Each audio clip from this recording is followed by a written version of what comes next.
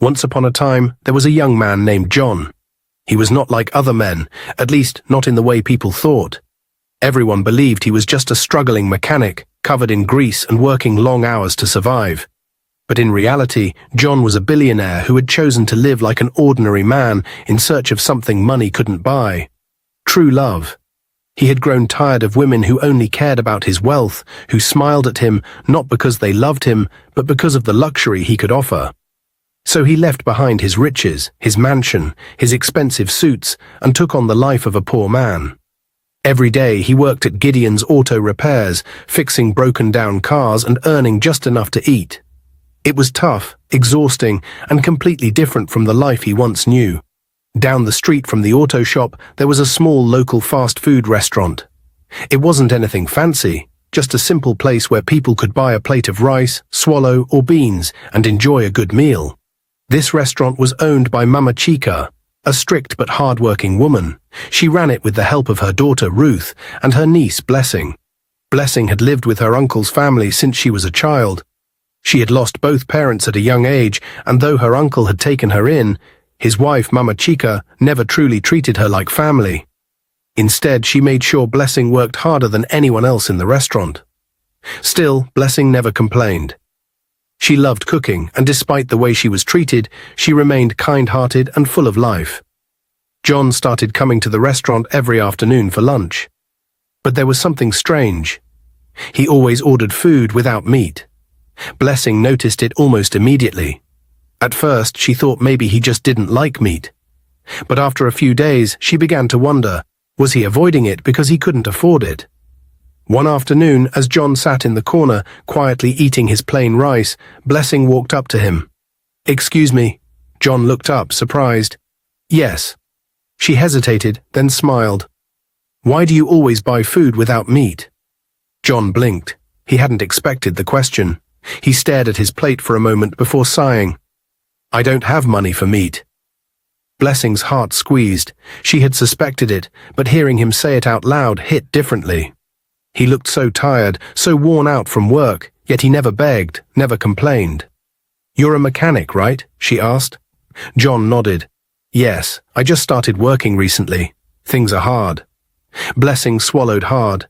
She knew what it was like to struggle. She had spent her entire life working hard, never having enough, always making sacrifices. That night, when she lay in bed, she couldn't stop thinking about the mechanic who couldn't afford meat. The next day, when John came to the restaurant, something different happened. As Blessing served his food, she secretly added a piece of meat to the plate. Then, as she placed it in front of him, she leaned down and whispered, "Don't tell anyone." John stared at the plate in shock. He looked up at Blessing, then back at the food. "But just eat," she said, giving him a small smile before walking away. John hesitated. No one had ever done something like this for him before. No one had ever cared. He picked up the meat, his throat tight with emotion, and took a bite. It was the best meal he had ever tasted. The next day, it happened again. And the next. Every afternoon, when John ordered his usual food, Blessing would quietly add a piece of meat to his plate. And every time, before walking away, she would whisper, "Remember, don't tell anyone." At first, John felt guilty. He didn't want her to get in trouble, and he didn't want to take advantage of her kindness.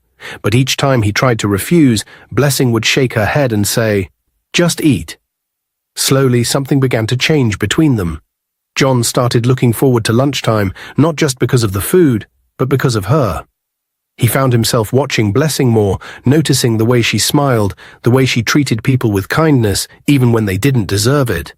She wasn't like any woman he had ever met. One evening, as the restaurant was closing, John waited outside. When Blessing stepped out, he cleared his throat. "I just wanted to say thank you," he said softly, "for everything." Blessing laughed. "It's just meat, John." "No," he said, shaking his head, "it's not just meat. It's kindness." Their eyes met, and for a moment there was silence. Blessing finally broke it with a playful smile. "Well, you can pay me back when you become a rich mechanic." John laughed, but deep inside, her words stung. As he walked back to his small apartment that night, John realized something. This small act of kindness had changed everything. For the first time in his life, he had met a woman who cared about him when she thought he had nothing. The next day, Blessing was in the kitchen, carefully placing a piece of meat into John's food. She knew what she was doing was risky, but she couldn't help it. John was struggling. He never asked her for anything, but she saw how he ate his plain rice every day without meat. She couldn't stand by and watch him suffer when she had the chance to help. As she picked up the tray, ready to take it to him, Ruth walked in. Her sharp eyes immediately landed on the plate of food. "Who are you going to serve that food?" Ruth asked, folding her arms suspiciously. Blessing hesitated for a moment before sighing. "It's for John. I just pity him. Please don't tell Mummy." Ruth's eyes widened in shock. "John," she gasped. "You mean that dirty mechanic?" Blessing nodded slowly. "Ruth, please, he doesn't have money for meat. I just wanted to help." "So you have a boyfriend now?" Ruth clapped her hands dramatically. "And not just any boyfriend, but a poor mechanic. Ah, Blessing, you have disgraced yourself." Blessing quickly placed the tray down and grabbed Ruth's arm. "Ruth, please don't tell Mummy, I beg you." Ruth shook her off and laughed. "You think I will keep quiet? You are here stealing my mother's meat for a man, and you think I won't talk?" Before Blessing could stop her, Ruth ran out of the kitchen, shouting at the top of her voice, "Mummy! Mummy, come and see what Blessing is doing." Mama Chica stormed into the kitchen like a raging lion, her face twisted in fury. "What is all this noise?" she barked. Ruth pointed at Blessing, her voice filled with excitement. "Mama, come and see. Blessing has been stealing your meat to feed that mechanic.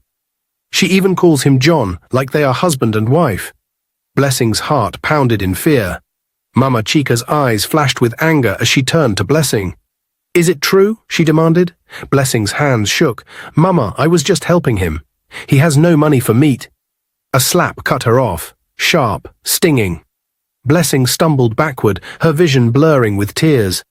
Mama Chica didn't stop. She grabbed the plate from the counter and threw it to the ground. Rice scattered everywhere. The meat rolled across the floor. "You useless girl," she screamed. "You are feeding a worthless mechanic while I am the one feeding you." "Shut up," Mama Chica said with a thunderous voice. "Follow me now." Blessing's legs felt weak, but she had no choice but to follow as Mama Chica marched straight to the mechanic shop. The moment they arrived at the mechanic shop, all the workers turned to stare. John was busy fixing a car when he heard angry footsteps approaching. He looked up just in time to see Mama Chica storming toward him, dragging Blessing behind her. "John," she shouted. John stood up quickly, confused. "Madam, what's wrong?" Mama Chica threw a rag at his feet, her face full of disgust. "You are what's wrong," she yelled. "Didn't I warn you to stay away from Blessing, but instead you are using her to steal from me?" John's face darkened.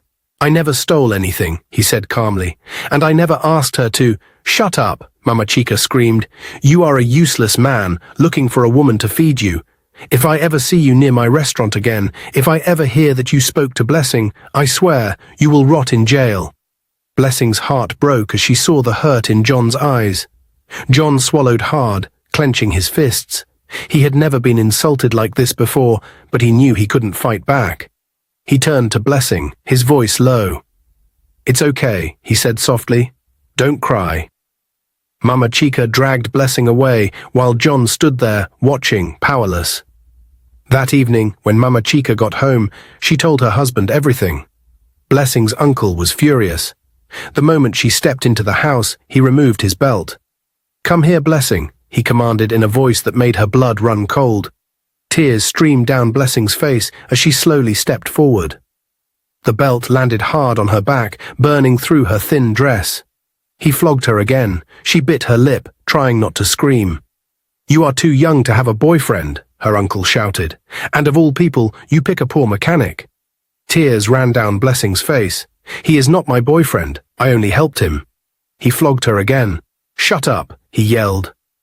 Blessing's whole body shook from pain. Mama Chica stood in the corner watching. Then her uncle's voice became cold. "If I hear anything again, I will marry you off to Chief Matthew." Blessing's heart stopped. Chief Matthew, an old man in his 60s.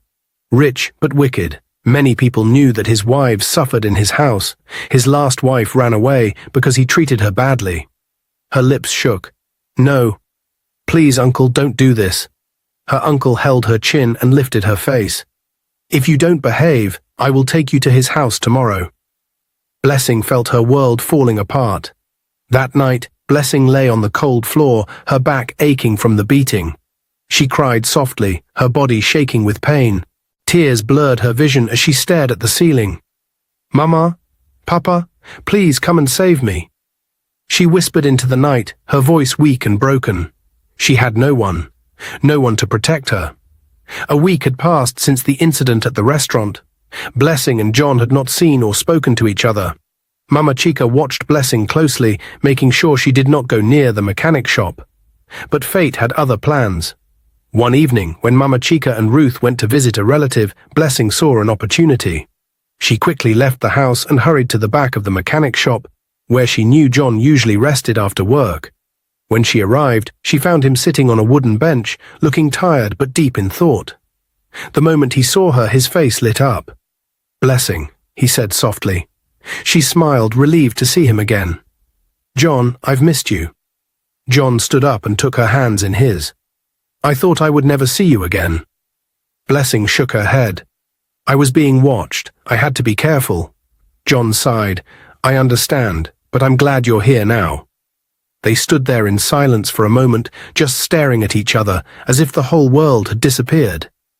Then John took a deep breath. Blessing, I have something to tell you. She nodded. What is it? John's voice was low but full of emotion. I love you. Blessing's heart skipped a beat. I have loved you from the moment I saw you, John continued. You are kind, strong, and different from any woman I have ever met. I don't have much now, but one day I will give you the best life. I want to marry you, Blessing. Blessing's eyes widened in shock. She opened her mouth to speak, but nothing came out at first. John waited anxiously. Please, say something. Finally, she sighed and held his hands tightly. John, she whispered, I love you too. John's face broke into a smile. You do? Blessing nodded. Yes. But we need to slow down. John frowned slightly. Slow down. She took a deep breath. John, you are still struggling. You are still learning how to repair cars. I just think, before we talk about marriage, you should at least finish learning, or better still, own your own shop. John was silent for a moment. Then he nodded slowly. You're right, he said. I need to stand on my own feet first. Blessing smiled. And when you do, I will be here. John felt hope fill his heart. He was about to say something when his phone rang. He checked the screen and sighed heavily. Who is it? Blessing asked. My landlord, John muttered. He answered the call, and Blessing watched as his expression changed from calm to worried. When he ended the call, he looked at her and shook his head. What happened? She asked. John rubbed his forehead. My landlord says I have a few days to pay my rent, or he will evict me. Blessing felt a sharp pain in her heart. Oh, John, I wish I could help, but I have no money, she said sadly. John smiled gently and touched her face. Of course, I know you don't have money, my love. Don't worry, I will borrow from a friend. Blessing looked at him, feeling both sad and proud. Despite everything, John never complained or blamed her. She took his hands again. I just pray things get better for you soon. John nodded. They will. I won't give up. That evening, Blessing sat on her small mattress, her heart heavy. She couldn't stop thinking about John and the way his face had fallen when he told her about his landlord's call. How would he pay his rent? Where would he go? She had to do something. She couldn't just sit back and watch him suffer. Her uncle was a wealthy man. He always had lots of money lying around the house.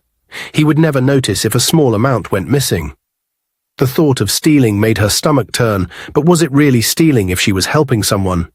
She waited until the house was quiet. Mama Chica and Ruth were gossiping in the backyard, and her uncle was out drinking with his friends. She tiptoed into his room, her heart pounding.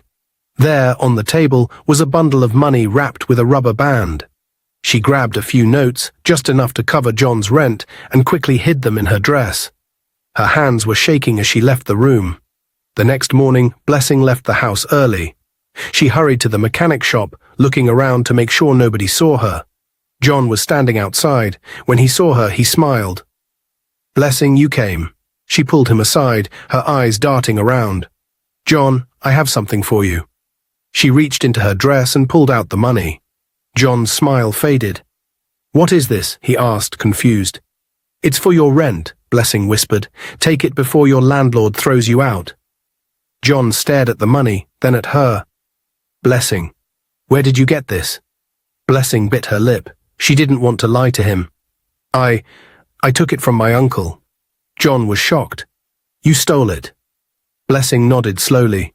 John's face darkened with disappointment. He pushed the money back toward her. "Blessing, I can't take this," he said firmly. "Why?" she asked, feeling hurt. "Because it's not yours," John said. "Stealing is wrong, no matter the reason." Blessing's eyes filled with tears. "But I did it for you. I didn't want you to suffer." John sighed. "I know, my love. But this is not the way. If you get caught, what will happen to you?" Blessing looked away. She knew he was right, but she had just wanted to help. John gently held her hands. "Please quickly and quietly return the money before anyone notices it's missing." Blessing nodded slowly. "I won't do it again." John smiled a little. "Good. Now go before you get into trouble." Blessing turned and left, her heart heavy. She never imagined that when she got home, trouble would already be waiting for her. Blessing stepped into the house, trying to act normal. But the moment she entered the living room, she stopped. Her uncle was there, his face dark with anger. His belt was in his hands. Blessing's stomach dropped. Her uncle's voice was sharp. "Blessing, come here."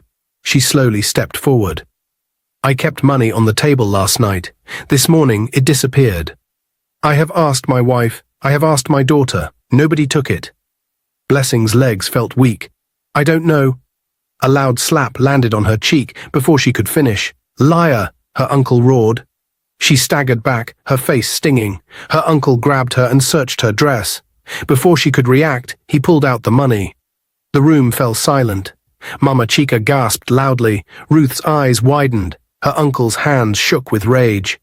"So it's you," he said, his voice dangerously low. "You, the orphan I took into my house. This is how you repay me."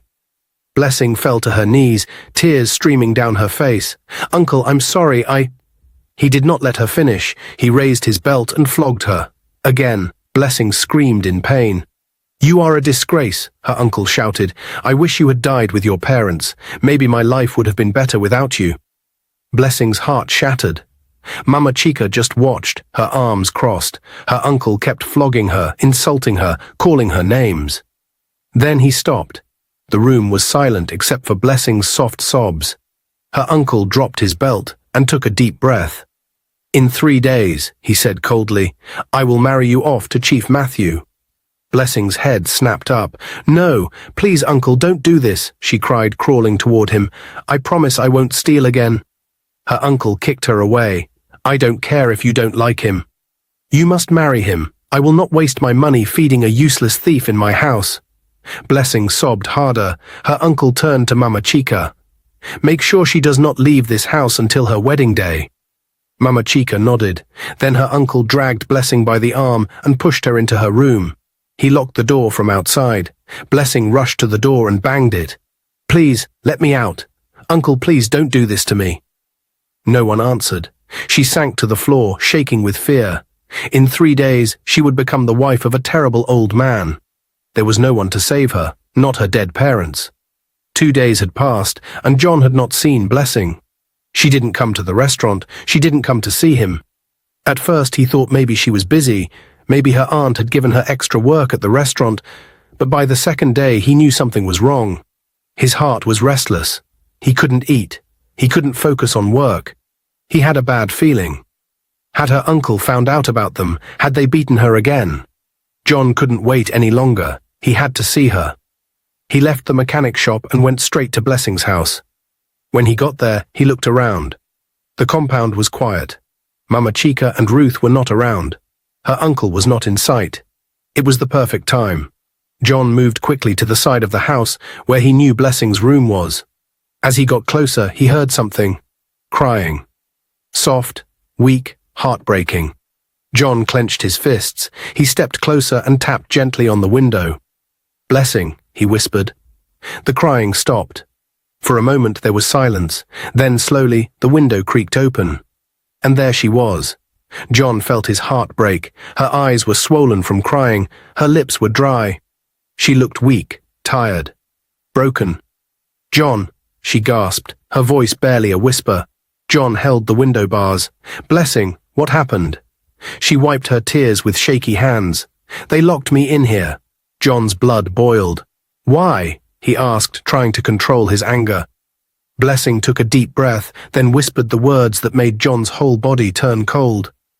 "They are forcing me to marry Chief Matthew. The wedding is tomorrow." John felt like his heart had stopped. "Tomorrow? So soon?" "No," he said, shaking his head. "That will never happen." Blessing shook her head sadly. "John, I'm scared. My uncle said I have no choice." John's jaw tightened. He wished he could break the window, pull her out, and run away with her. But he couldn't, not yet. He took a deep breath and forced himself to stay calm. "Listen to me," he said. "You will not marry that man. I will make sure of it." Blessing stared at him, her lips trembling. "But how, John? You don't have money. You don't have power. What can you do?" John exhaled sharply. "I don't know yet, but I promise you by tomorrow you will be free."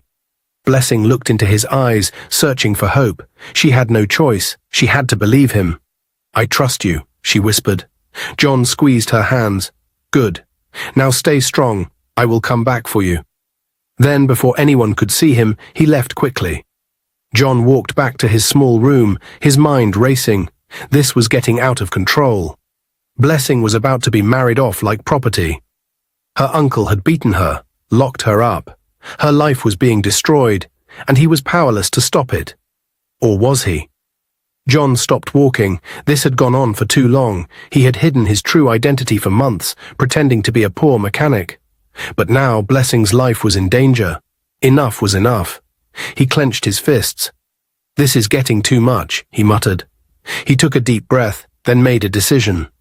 "I have to come out clean before it's too late." Tomorrow everything would change. John Okafor, the billionaire, was about to reveal his true self. And he was going to save the woman he loved. Early the next morning, a shiny, expensive car pulled up in front of Blessing's house. The engine purred softly and the doors swung open. John stepped out. He was not in his usual mechanic clothes. Today he wore a well-tailored suit, polished shoes, and a gold wristwatch that gleamed in the sunlight. His presence alone commanded attention. Blessing's uncle, who had been sitting outside drinking his morning tea, froze in shock. Mama Chica and Ruth came out of the house, their eyes widening when they saw John. Ruth gasped loudly, nudging her mother. "Mummy, look," she whispered. John walked up to Blessing's uncle, his steps slow and confident. He stood tall, looking him straight in the eye. "I am here to marry Blessing," he said, his voice strong and clear. Blessing's uncle scoffed, shaking his head. "You must be joking. Blessing is marrying Chief Matthew today. You came here to stop it, but it won't work." John's jaw tightened. "I love Blessing, and I want to marry her. I am not here to beg. I am here to tell you that she is mine." Blessing's uncle burst into laughter. Mama Chica and Ruth laughed too, holding their stomachs like they had just heard the funniest joke of their lives. "John, I know you," her uncle said, pointing at him. "My wife and daughter have told me so many things about you. I know how stupid and poor you are. I know you can't afford all these expensive clothes. I know you borrowed that car from one of your customers just to impress me." John said nothing, just stared at him with a blank face. Blessing's uncle continued, "You are here acting like a big man, but I know the truth. You are just a common mechanic. You want to deceive me to give you Blessing, but it won't happen. Chief Matthew has already sent the bride price. You are wasting your time." John smiled slightly. "Try me and see," he said. "I told you I love Blessing, and I want to marry her. And you are here talking nonsense. Do you even know who I am?" Blessing's uncle laughed even louder, clapping his hands. "You are a very foolish boy. You think you can trick me. You think I don't know what you are doing." He turned to Mama Chica. "Call the police. Let them come and take this fool away." Mama Chica rushed inside and dialed the police. Within minutes, a police van drove in, sirens blaring. 4 policemen stepped out. Blessing's uncle smirked. "Now let's see how big you are, John." He turned to the police and pointed at John. "Arrest this man. He is a liar and a fraud. He is trying to cause problems in my house." But the moment the police saw John, they froze. Their eyes widened. They quickly straightened and saluted. "Sir, good morning, sir." Blessing's uncle frowned. "What is going on? Why are you greeting him?" One of the officers, looking confused, stepped forward and said, "Sir, why are we here?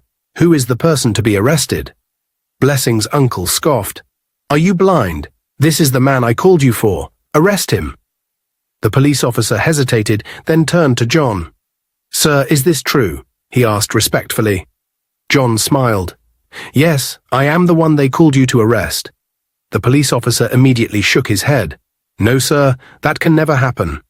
You are the son of our boss. We can't arrest you, and you have done nothing wrong." Blessing's uncle froze on the spot. His body turned cold. "What?" he stammered. Mama Chica and Ruth gasped loudly. John stepped forward and looked Blessing's uncle straight in the eye. "I told you, you don't know who I am." The police officers nodded respectfully. "Sir, if this man is disturbing you, we can take him instead," one of them offered. John smirked. "No need. He has already learned his lesson." The policeman saluted again, got into their van, and drove away. Blessing's uncle fell to his knees. "My son, please forgive me," he cried, holding John's leg. "I did not know. I am sorry for everything." Mama Chica, now shaking with fear, came forward and knelt beside her husband. "John, please forgive us. We did not know you were a rich man." Ruth, who had insulted John so many times, stood there speechless, her mouth open. Blessing's uncle wiped the sweat from his face and swallowed hard. "I will cancel everything with Chief Matthew. Please, John, forgive me. You can come with your people any time to marry Blessing." John put his hands in his pockets and smiled slightly. "Okay, no problem," he said calmly. Blessing's uncle quickly stood up and ran inside to call Chief Matthew, telling him the marriage was off. Blessing, who had been watching everything from the window, ran outside to meet John. Tears filled her eyes as she hugged him tightly. "I thought I lost you," she whispered. John pulled her close and kissed her forehead. "I told you I would come for you," he said softly. "I love you so much, Blessing." Blessing wiped her tears and smiled. "I love you too, John." John cupped her face and looked into her eyes. "I will come in 2 days with my people. Be ready." Blessing nodded, her heart full of joy. John kissed her hands, got into his car, and drove off. As she watched him leave, she smiled for the first time in a long time. She was finally free. And soon she would be his forever. John drove into his parents' massive compound, his heart heavy but determined. The large mansion stood proudly before him, surrounded by neatly trimmed gardens and luxury cars parked in the driveway. He knew this conversation with his parents wouldn't be easy, especially with his mother, but he was ready to stand his ground. As he stepped into the grand living room, his mother, Lady Okafor, was sitting on the elegant sofa, sipping tea. His father, Chief Okafor, sat beside her, reading a newspaper. The house was quiet, except for the soft classical music playing in the background. His mother smiled warmly when she saw him. "John, my son, what a pleasant surprise. You hardly visit these days. Sit down, let me get you something to drink." John remained standing, his face serious. "Mama, Papa, I came to talk about something important." His father folded his newspaper and looked up. "What is it, my son?" John took a deep breath. "I have found the woman I want to marry. Her name is Blessing." His mother's smile disappeared instantly. She placed her teacup down and gave him a sharp look. "Who is she?" John stood tall. "She is the woman I love. I have already spoken to her family, and in 2 days I want us to go and officially ask for her hand in marriage." His mother's face darkened. "Where is she from? Who are her parents?" John swallowed hard. "She is an orphan." His mother gasped loudly. "An orphan? From where? What kind of background?" John cleared his throat. "She was raised by her uncle and his wife, but they never treated her well. She struggled all her life, working in their restaurant to survive, but she is hard-working, kind, and—" His mother raised her hand, cutting him off. "Enough," she snapped. "I will never allow you to marry a poor, uneducated orphan girl." Never. John clenched his fists. Mama, what does her background have to do with love? I love her, and she loves me. She makes me happy. His mother shook her head aggressively. Love. Love does not pay bills. John, you are a billionaire's son. You need a woman from a wealthy, respectable family. A woman with quality education, class and status. Not some local girl who has nothing. His father had been quietly listening, his face unreadable. But now he folded his arms and looked at his wife. Let me ask you something, my dear wife, he said calmly. She turned to him, frowning. What is it? His father smiled slightly. When I met you, were you rich? She blinked in shock. What kind of question is that? He leaned back, still watching her. Answer me. Were you from a wealthy family? She sighed, clearly uncomfortable. No, I wasn't. Did you go to the best schools? She looked away. No, I didn't. Did you have anything before I met you? She hesitated, then admitted, No, I didn't. John was silent, watching closely. His father chuckled lightly. When I first met you, you were unkempt and struggling. You looked like a village girl who had seen suffering. But I saw potential in you. I sent you to school, sponsored your university education, and transformed you into the elegant woman you are today. His mother shifted in her seat. That was different. His father smirked. Oh, really? How is it different? Didn't I marry you despite your poor background? Didn't I invest in you? And now, because you wear designer clothes and drive luxury cars, you think you are better than where you came from. She sighed heavily. That's not the point. This is my son we are talking about. I want the best for him. His father leaned forward, his tone serious.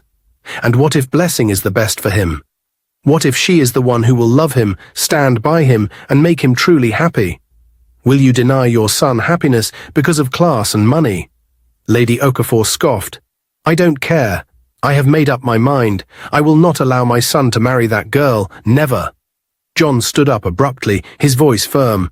Mama, whether you like it or not, I am marrying Blessing. Nobody will stop me. His mother gasped. John, how dare you speak to me like that? John clenched his jaw. Because I am tired, Mama. I have made my decision, and I will not change it. Blessing is the woman I love, and she will be my wife. His mother stood up angrily. You will regret this, John. I am your mother, and I have a say in who you marry. His father stood up as well. John, my son, don't worry. I am solidly behind you. John turned to him, his heart filled with gratitude. Thank you, Papa. His father patted him on the back. In 2 days, we will go and bring your wife home. Let's see who will stop us. His mother folded her arms, fuming with anger.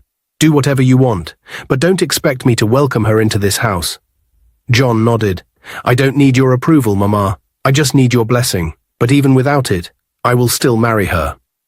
With that, he turned and walked out, leaving his mother sitting there, stunned and speechless. His father smiled proudly. In 2 days, they would bring Blessing home, and no one, not even his wife, would stop them. 2 days later, John and his father arrived at Blessing's house, their hearts filled with excitement and determination. John had been waiting for this day, the day he would finally take the woman he loved home. His father was by his side, ready to support him no matter what.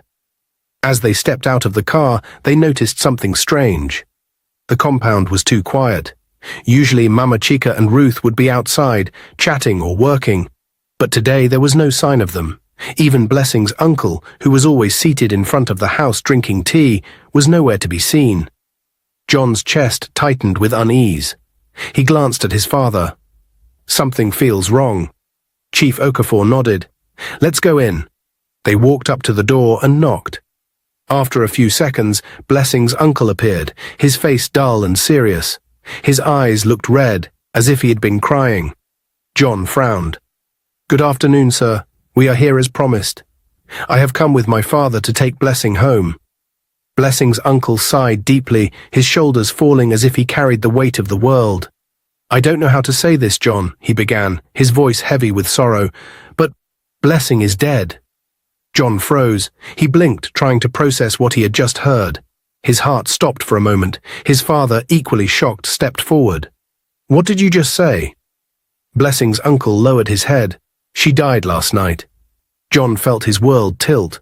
Number, that's not possible. Blessing was never sick. How? What happened? His uncle wiped his face and said, "We woke up in the morning and found her dead in her room. We couldn't do anything. We buried her immediately according to our tradition." John staggered back. His legs suddenly felt weak. "This is a lie," he whispered, shaking his head. "This is not happening." His father placed a firm hand on his shoulder. "Calm down, my son." Then he turned to Blessing's uncle. "If what you are saying is true, why did you not call my son? Why did you bury her so quickly without informing him?" Blessing's uncle let out a deep sigh. "We did not want to stress him, Chief. He is a busy man, and we didn't want to disturb him with bad news." John stared at him, eyes full of disbelief. "Stress me? You didn't want to stress me. You think hiding my fiancé's death from me is something small." He grabbed his phone and tried calling Blessing's number. It was switched off. John's hands began to shake. He refused to accept this. Blessing was alive 2 days ago. She was fine. How could she just die like that? His uncle suddenly cleared his throat and put on a small smile. "John, I know this is hard, but listen. Since Blessing is gone, why don't you marry my daughter Ruth?" John's head snapped up. "What did you just say?" His uncle continued quickly. "Ruth is a graduate, very classy, well-educated, and more beautiful than Blessing. I know she will make a good wife for you." John felt something hot rise in his chest. His father, too, looked at the man in disgust. John took a deep breath, trying to control his anger. "You must be out of your mind," he said. "Blessing just died, and you are already telling me to marry Ruth." Blessing's uncle laughed nervously. "John, think about it. My daughter is—" Before he could finish, John pointed a finger at him, his eyes burning with anger.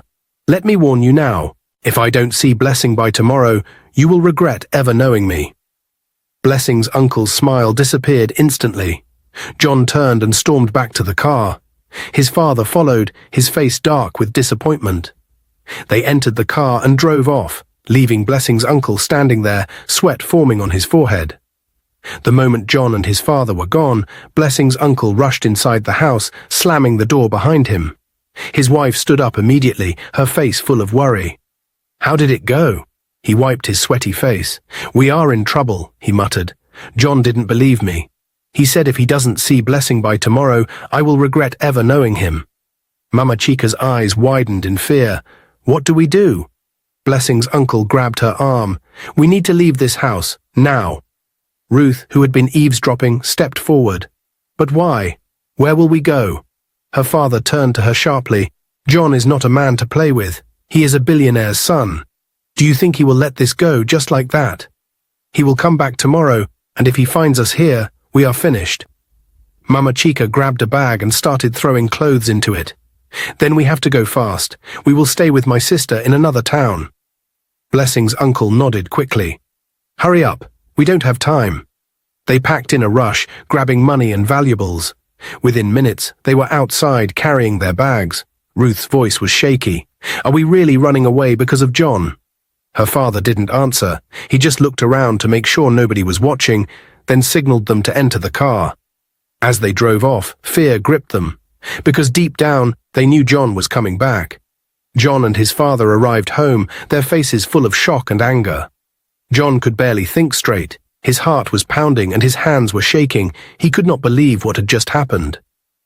The love of his life, the woman he had fought so hard for, was gone. Just like that. His mother was waiting for them in the living room, watching their expressions closely. She could tell something was wrong. The happiness that should have followed their visit to Blessing's family was missing.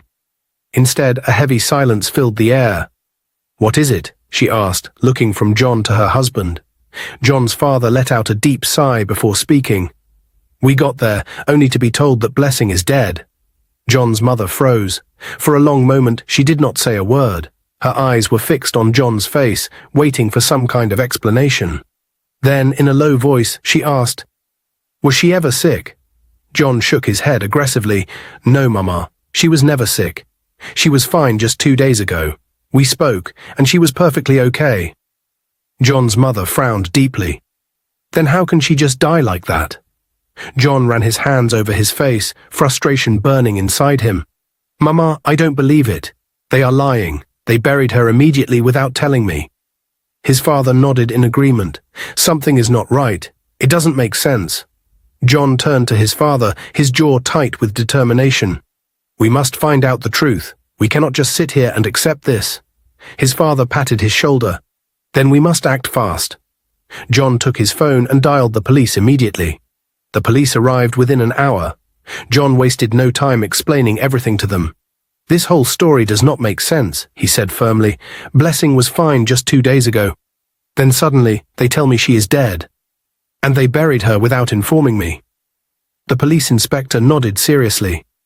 "We will begin an investigation immediately." The officers went straight to Blessing's uncle's house, but when they got there, the house was empty. The doors were locked, and the neighbors confirmed that they had left in a hurry earlier that day. The police immediately spread out, questioning locals, checking nearby towns, and tracing the family's last movements. After hours of searching, a security guard gave them an important tip. He reported seeing men carrying a tied-up girl into an uncompleted building on the outskirts of town. Without wasting time, the police rushed to the location. The police arrived at the uncompleted building, their sirens off to avoid alerting the kidnappers. The area was quiet, surrounded by thick bushes and broken walls. The officers moved in swiftly, their guns drawn, their eyes sharp. 2 men stood at the entrance, smoking and laughing, unaware of the danger approaching. Before they could react, the police pounced on them, forcing them to the ground. The men struggled, but the officers were faster. "Where is the girl?" one of the officers barked. One of the kidnappers refused to speak, but the other, out of fear, pointed towards the inside of the building. "She's inside," he stammered. "Please don't kill us." The police left some officers to handle them and rushed into the building. Inside, the air was damp, the walls covered in dust and cobwebs. In the corner of the dark room, Blessing sat tied to a chair, her head slumped forward. An officer rushed to her, his heart tightening at the sight. Her face was swollen, her dress torn, her lips dry. He gently tapped her shoulder. "Madam, wake up. We are here to save you." Slowly, Blessing's eyes fluttered open. For a moment, she was too weak to react, then realization dawned on her. The police had come. She burst into tears. "Please, help me," she whispered. Another officer quickly untied the ropes around her hands and feet. The moment she was free, her body slumped forward, too weak to stand. The officers lifted her gently, supporting her. "You're safe now," one of them said. "No one will hurt you again." Blessing sobbed in relief. For days, she had thought she was going to die, but now, she had been saved. The officers led her outside, where the kidnappers had already been handcuffed and placed in the police van. One of them was crying. "It was her uncle. He told us to do it.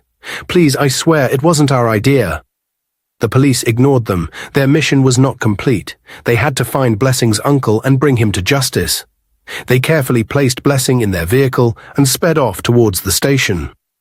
After rescuing Blessing and arresting the kidnappers, the police wasted no time. They had one more mission, to find Blessing's uncle and his wife. The kidnappers had already confessed. They told the police everything. "It was her uncle," one of them cried. "He paid us to kill her. He said she didn't deserve to marry into wealth while his own daughter had no serious relationship. Please, we were just following orders." The police officers exchanged looks. They had dealt with wicked people before, but this was pure evil. The inspector in charge immediately gave orders. "Find him and his wife. They must not escape." The police moved swiftly, using all their contacts and informants. Within a few hours, they received a tip-off. Blessing's uncle, his wife, and Ruth were at the bus park, trying to escape to another town. The police rushed to the location, arriving just in time. The park was busy, filled with travelers carrying bags, shouting conductors, and buses lined up waiting for passengers. But in the middle of the crowd, the police spotted them. Blessing's uncle stood by a bus, wearing a cap and sunglasses, pretending to be an ordinary traveler. Mama Chica stood beside him, nervously clutching a bag. Ruth, their daughter, was looking around, as if afraid someone was following them. They thought they had escaped. They were wrong. The police moved in quickly. "Stop right there," an officer commanded, pointing a gun at them. The moment Blessing's uncle heard the voice, he panicked. He turned and tried to run, pushing people out of his way. But he didn't get far. Within seconds, a police officer grabbed him from behind and threw him to the ground. "Let me go. I didn't do anything," he screamed, kicking and struggling. Mama Chica fell to her knees, shaking. "Officer, please, have mercy." The officer ignored her. "You are under arrest for attempted murder, conspiracy, and kidnapping. Anything you say will be used against you in court." Ruth, who had been standing frozen in shock, suddenly started crying. "Please, my father did everything. I didn't know about it."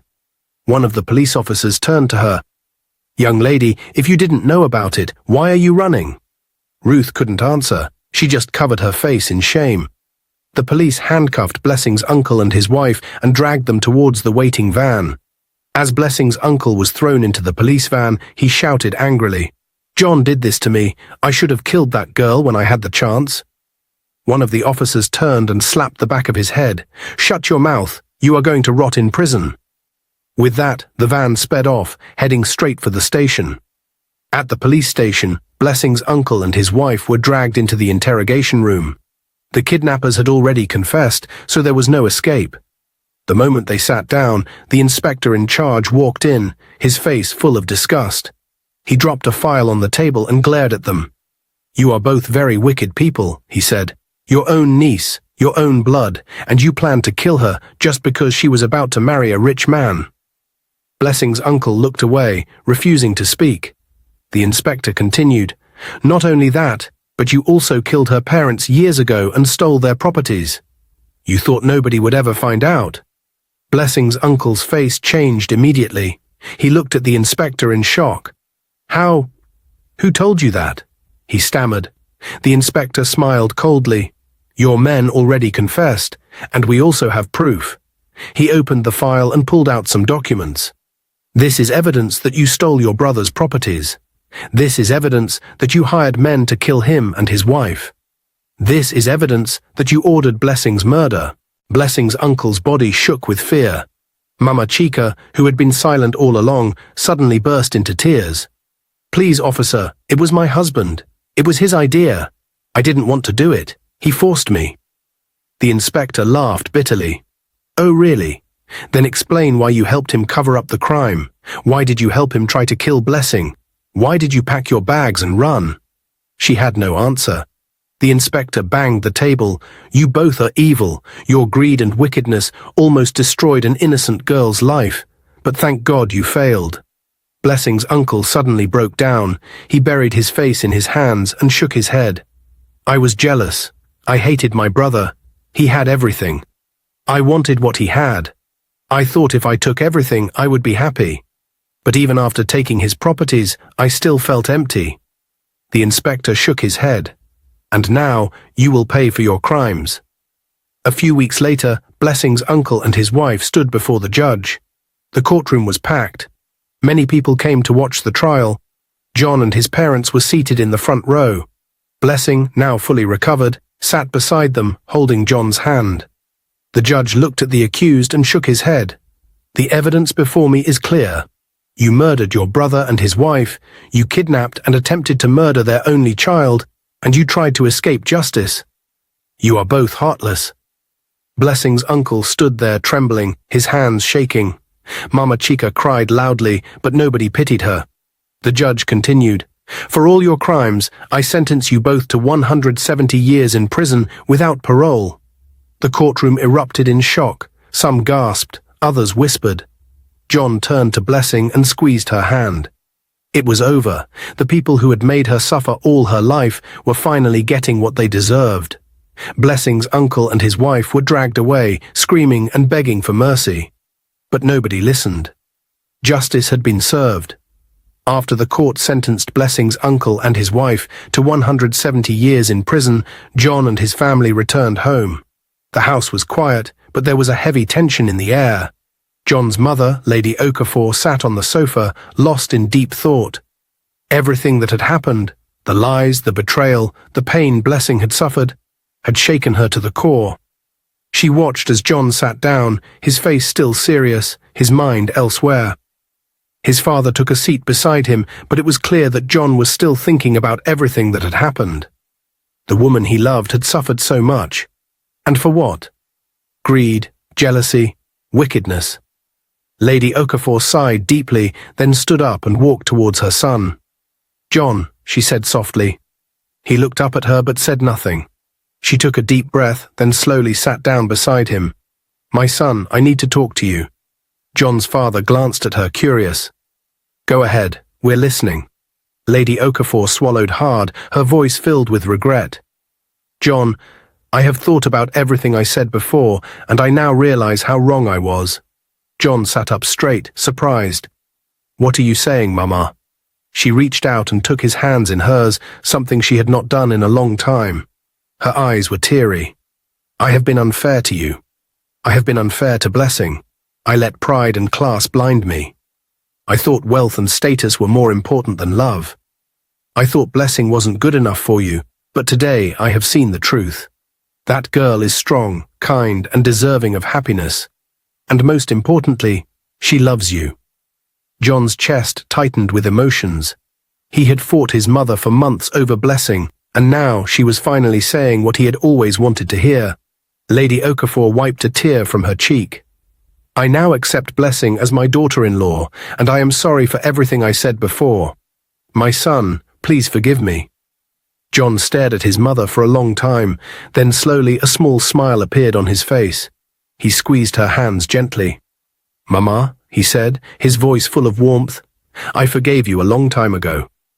She let out a deep sigh of relief and pulled him into a tight embrace. "Thank you, my son. Thank you." John's father, who had been silently watching, smiled proudly. "This is how it should be. Love, forgiveness, and family. I am proud of you, son." Lady Okafor turned to her husband. "And I want to apologize to you too. You were right all along. Love is more important than money." Chief Okafor nodded. "I am happy you finally see it." At that moment, all past mistakes were forgotten. The family was whole again. The wedding preparations were in full swing. Blessing had gone to a beautiful boutique to pick up some last-minute items. She walked through the store, carefully selecting accessories when, suddenly, she felt a presence behind her. She turned around and froze. It was Ruth. Ruth stood there, looking different. She was no longer the proud, arrogant girl Blessing once knew. Instead, her face was pale, her eyes swollen with tears. "Blessing," Ruth whispered. Blessing's heart pounded. She hadn't seen Ruth since her parents' arrest. Suddenly, Ruth fell to her knees and started crying. "Please forgive me," she sobbed. Blessing was taken aback. "Ruth, what are you doing?" Ruth covered her face, her body shaking. "It was the devil's work. I let jealousy and my mother's influence destroy me. I was wrong, Blessing. I should have supported you instead of treating you like an enemy." Blessing felt tears well up in her own eyes. Ruth continued, "I don't deserve your forgiveness, but please, I am truly sorry for everything. I should have been your sister, not your enemy." Blessing took a deep breath, then gently helped Ruth stand up. "Ruth," she said softly, looking into her eyes, "I forgive you." Ruth's eyes widened in shock. "Just like that?" Blessing nodded. "Yes, we have all made mistakes. I won't let the past control the future. I forgive you." Ruth broke down into fresh tears and hugged Blessing tightly. "You don't know how much this means to me," she whispered. Blessing smiled. "If you truly want to make peace, then come to my wedding. I would love for you to be there." Ruth gasped. You're inviting me?" Blessing smiled warmly. "Yes, come and celebrate with us." Ruth nodded quickly, more tears spilling down her face. "Thank you, Blessing. Thank you so much." At that moment, the past was finally left behind. Finally, the long-awaited day arrived. The atmosphere was filled with joy, music, and celebration. Guests filled the large wedding hall, which was beautifully decorated with golden lights and elegant flowers. Blessing stood at the entrance, wearing a breathtaking white gown, her beauty radiating like the sun. John stood at the altar, his heart pounding as he watched her walk toward him. The ceremony began, and as the priest spoke, John and Blessing never took their eyes off each other. "Do you, John Okafor, take Blessing to be your lawfully wedded wife?" John smiled deeply. "With all my heart I do." "And do you, Blessing, take John to be your lawfully wedded husband?" Blessing's voice was soft, but full of unshakable love. "I do." The priest smiled. "By the power vested in me, I now pronounce you husband and wife. You may kiss your bride." John gently lifted Blessing's veil and pressed a soft, loving kiss on her lips. The entire church erupted in cheers. John's mother, once against the marriage, wiped her tears and clapped joyfully. Chief Okafor stood proudly, knowing his son had fought for love and won. Ruth, now reformed, smiled from her seat, grateful that she had been given another chance. As John and Blessing walked down the aisle hand in hand, they knew that their journey together was just beginning. But one thing was certain: they had won. Love had triumphed, and nothing, not even the past, could ever separate them again. Dear viewers, what lessons did you take away from this dramatic tale? We'd love to hear your thoughts in the comments below. If you enjoyed the story, give us a thumbs up, share it with friends, and hit that subscribe button. Don't forget to turn on notifications so you never miss out on our latest updates. Thanks for watching and stay blessed.